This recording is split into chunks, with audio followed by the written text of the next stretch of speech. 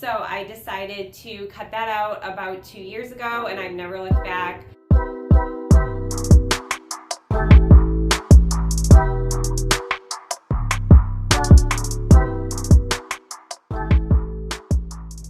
Hi guys, if you are new here, welcome. My name is Amy Adams. I'm a registered dietitian and a bikini bodybuilder. If you're returning, welcome back. Love to see it. So today we are going to talk about the 3 foods that I do not eat as a dietitian and a bikini bodybuilder. And some of them might be a little bit surprising, so stick around. We will get to them right now. So the first food that I don't eat as a dietitian and a bikini bodybuilder is protein powder or protein drinks in general.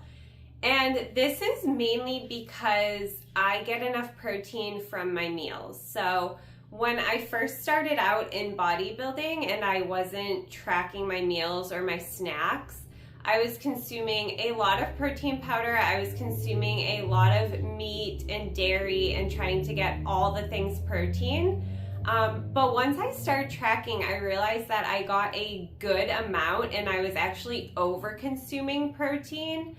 So just for reference, for most people who are weightlifting with a lot of intensity, 5-6 days a week for an hour plus in the gym, you generally need around 1.6 to 2.2 grams of protein per kilogram per day. So for someone like me, who I was around about 130 pounds or 125, 130 pounds, I consume about 135 grams of protein per day. And that's just an average. There's a lot of research that shows that there's no maximal benefit to going beyond that 2.2, and in some instances, even going up to 2.5 can show benefits, but anything beyond that, like 2.5 grams of protein per kilogram per day, isn't going to get you much of anywhere else. So if anything, that's going to just cause you to overconsume calories and pack on more fat versus muscle. So focusing more on things like adding in healthy carbohydrates and healthy fats into your diet can be more beneficial than just over consuming protein.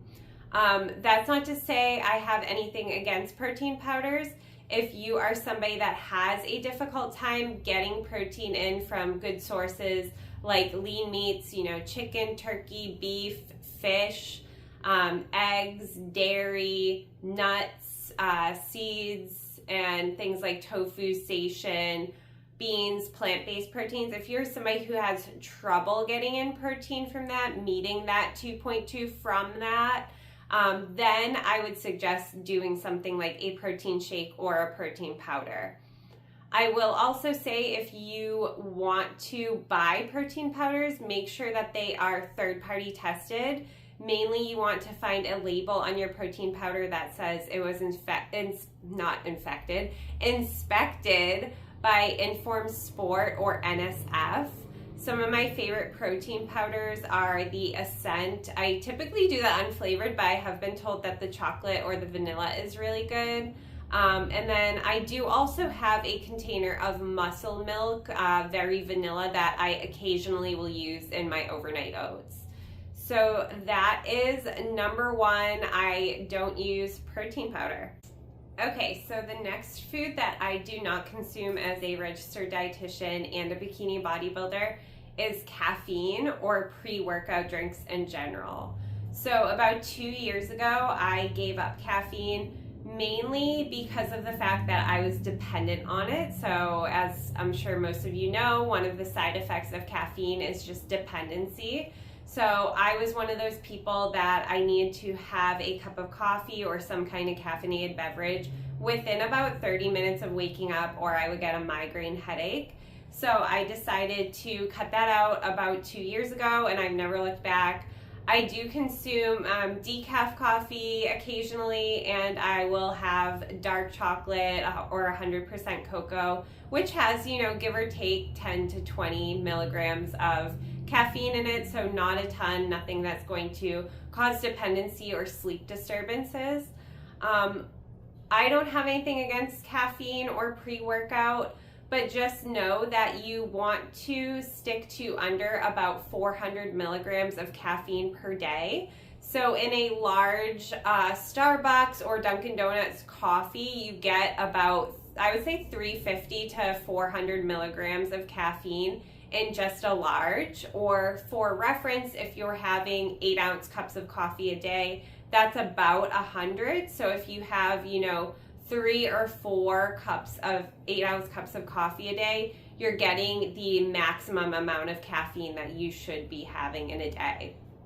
Things that I think are more helpful than pre-workout when it comes to performance in the gym is getting enough sleep, so sleeping 7 to 9 hours a night, and also managing your stress as well as recovery. So not going to the gym 7 days a week, making sure you have at least 1 to 2 rest and recovery days where you are truly resting and recovering to help your body get back to a good balance. That is something that I think is more important than cramming down the caffeine and taking pre-workout before you get into the gym. Okay, so the third and final food that I do not eat as a dietitian and bikini bodybuilder are eggs. So again, like protein powder, like caffeine, I don't have anything against eggs. Eggs are a good source of high biological value protein, meaning that our body can absorb that protein a little bit more easily and efficiently use it for muscle building. And it also, with the egg yolk, we get things like vitamin D, choline, healthy fats, all things that are good for strength in the gym, muscle contraction, and hormone production. So those are all really important things that we need for our body. The thing is that I personally don't really like eggs too much, and I get enough protein from things like chicken, fish. I eat a lot of dairy too, so I'm getting a lot of my protein sources from that. Another thing is that while eggs do have protein in them and other good sources of nutrients, they're not like super high in protein for the amount that you would eat. So for comparison, 50 grams of chicken has about 15 grams of protein, whereas 50 grams of eggs, which is about 1 egg, has like 6 or 7 grams of protein. So yes, you would probably be consuming a little bit more eggs than you would chicken, but you really get more of a bang for your buck when you're eating chicken versus eggs, if that makes sense. So again, nothing really against eggs, just something that I choose not to really eat, and something that you don't have to eat as a bodybuilder. I think that when we see bodybuilders on TV, they're constantly consuming eggs, or even in social media, and it's not something that you necessarily have to eat to be a bodybuilder or be in shape. So thank you guys so much for sticking around for the 3 foods that I do not consume as a dietitian and bikini bodybuilder. If any of these were surprising to you, or if you want me to answer any questions about anything that you heard in the video today, please comment below. As always, like, subscribe, all the things. I'll appreciate you forever, and I'll see you in the next one.